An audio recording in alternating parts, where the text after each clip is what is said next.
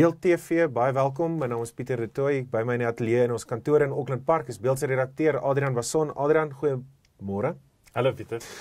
Daar's een storie hierdie week, of sedert verlede week, wat Julius Malema en sy EFF die parlement op horings geneem het, die nasionale vergadering, boerpolitiek op die voorblad, en mense stel belang daarin, dis die storie van die oomblik. Thuli Madonsela, 4 dae in 'n ry op ons koerant se voorblad.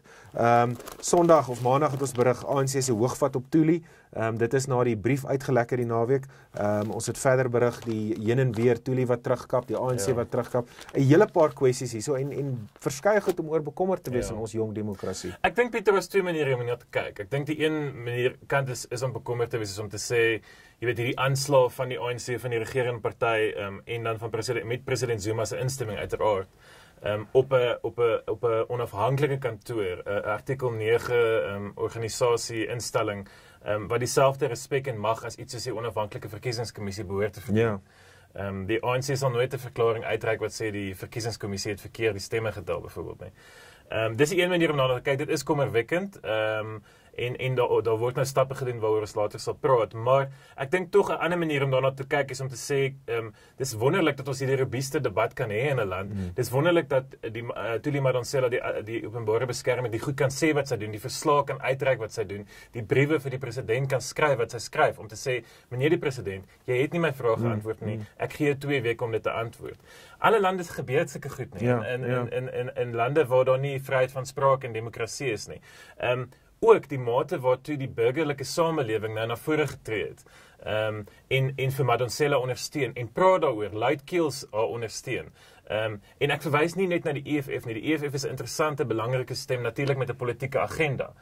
Maar gewone burgerlike samelewingsstemme, professors, akademici, lobbygroepe, wat uitkom en sê, jy weet, hands off Thuli, jy weet, daar is so 'n hele tendens op Twitter. So, in daai manier dink ek is goed. Ons is 20 jaar oud demokrasie. Ons is nog 'n bietjie van 'n ons is nou nie meer 'n tiener nie, maar ons is nog soort van in ons ontwikkelings- en groeifase. Mens verwag eintlik hierdie tipe gedrag. Jy het gepraat van die brief van Thuli Madonsela. Dit het natuurlik is 'n brief aan die president wat die naweek uitgelek het. Die ANC het daarvan beskuldig dat sy die president hanteer as 'n persoonlike projek. Sy het teruggekap in 'n verklaring, sy het die brief uitgereik. Daar was 'n perskonferensie waar Gwedi Mantashe en Jessie Duarte baie skreiende opmerkings oor haar gemaak het, wat nou skynbaar vandag in die vorm van 'n klag waar die polisie gaan resoneer. Maar kom ons kyk nou die rol van die openbare beskermer.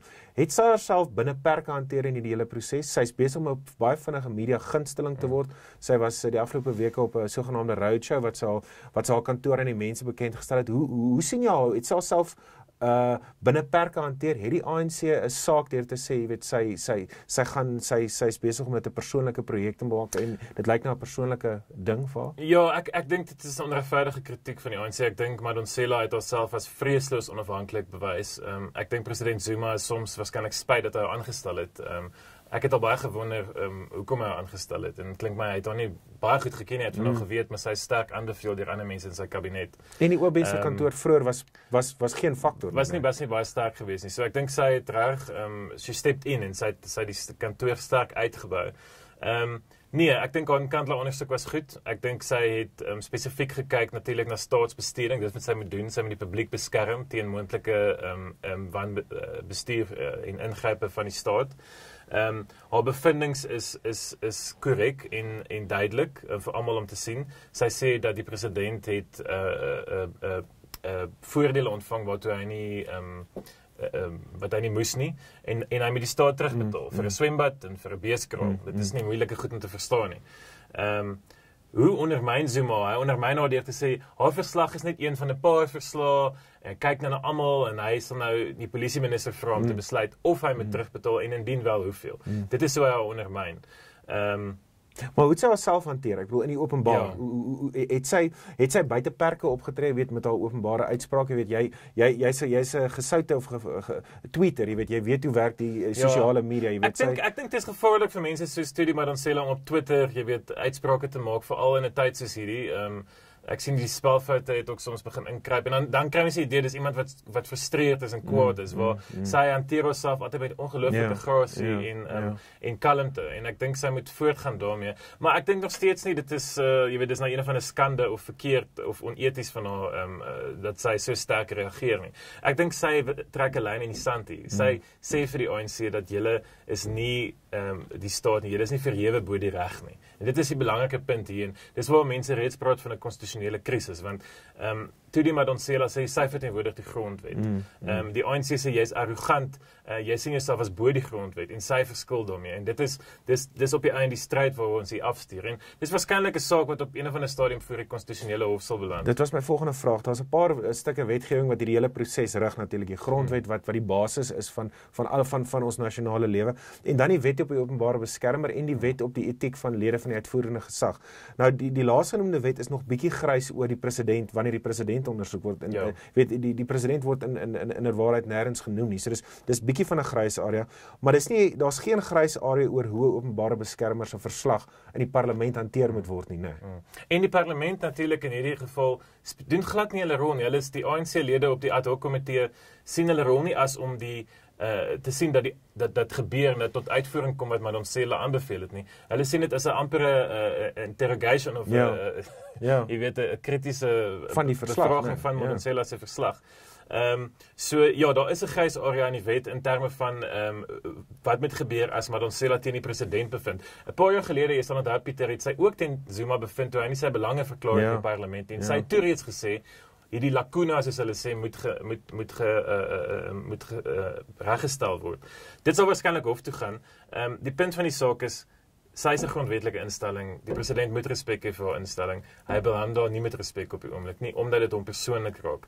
Jacob Zuma het vrae wat hy nog nie geantwoord het oor Nkandla nie. Dit is die kern van hierdie saak. Ons moet pas op om nie die hele tyd te fokus op die EFF en Thuli Madonsela en Twitter nie. Dit gaan oor Jacob Zuma, dit gaan oor hierdie staat betaal vir sy huise. Zuma weier om te sê wie betaal vir sy private huise. Gaan hy terugbetaal? Hoekom wil hy nie terugbetaal nie? En wat was sy rol in die ontwerp en besteding van Nkandla? Ons weet sy private argitek het die tender gekry om die hele proses te oorsien. Ons weet sy private bouer wat sy huise gebou het een van die groot tenders gekry om ander dinge daar te bou. Dit is die tipe vraag wat ons moet antwoord. Ek sê nog steeds 'n behoorlike forensiese ondersoek deur die polisie moet gedoen word op Nkandla. Ons kan nie net die SOE en die SOE kyk net na tenderprosesse, Madonsela kyk na prosesse. Ons moet kyk waar is die geld in wie se bankrekeninge het die geld gevloei en daai vraag is wat Zuma nie wil hê moet beantwoord word. Nou Zuma is onder geweldige druk. Hy gaan op 3 fronte veg eerstens. Die geheime spionasiebande gaan eers uitkom. Sy argitek waarna jy verwys het, gaan in die hof die spesiale ondersoekeenheid se bevindinge teenstaan en dan die ad hoc komitee. So die president is onder druk. Mens sou wonder wat intern in die ANC, wat in Luthuli hy gaan skuil in Rusland hierdie week, né? Dit is baie interessant, want daar is nou ook vroue hoekom hy Rusland toe is met net 2 of 'n minister en 'n adjunkminister, minister van intelligensie en 'n adjunkminister van buitelandse sake. Ek dink hy kry swaar, hy lyk nie goed nie. Ons weet hy was siek onlangs. En hy raak nie jonger nie en daar's ongelooflike druk op hom ook van binne die ANC. Iemand sê hierdie week vir my en dit is nou maar natuurlik politieke bespiegeling, maar dat hulle reken Thuli Madonsela word ondersteun deur 'n baie sterk groep binne die ANC wat van Zuma ontslae word raak en dat sy dit weet en dat dit haar die moed gee en die durf gee om hierdie te doen.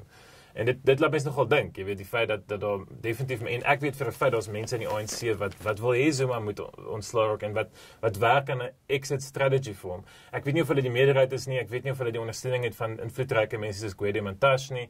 Mantashe is my nog altyd interessant. Ek kan hom nog nooit pyl nie. Hy was nog nooit duidelik 'n Zuma man gewees nie. Hy is eerstens sy eie man en 'n ANC man. En ek dink hy sal altyd die ANC voor Zuma en voor ander mense stel. Wat doen Cyril Ramaphosa in hierdie tyd? Met wie praat hy agter die skerms? Hy het natuurlik ambisies om president te word. So dis woelig in die ANC en natuurlik is hulle verskriklik gefrustreerd met die EFF. En met die EFF se optrede in die parlement en maak nou allerlei belaglike beskuldigings soos dat Madonsela en die EFF kop in een bereid is soos wat rooi beret opgeset. Ja. Ons kan egter met sekerheid sê hierdie storie gaan nie vinnig verdwyn van ons voorblaai af nie en dit is 'n storie van nasionale belang en mense stel belang daarin, so ons sal voortgaan om dit te dek. Adrian, baie dankie vir jou tyd. Ons is volgende week terug, hopelik met meer en groter verskeidenheid nuus, maar die nuus van hierdie week beslis Thuli Madonsela.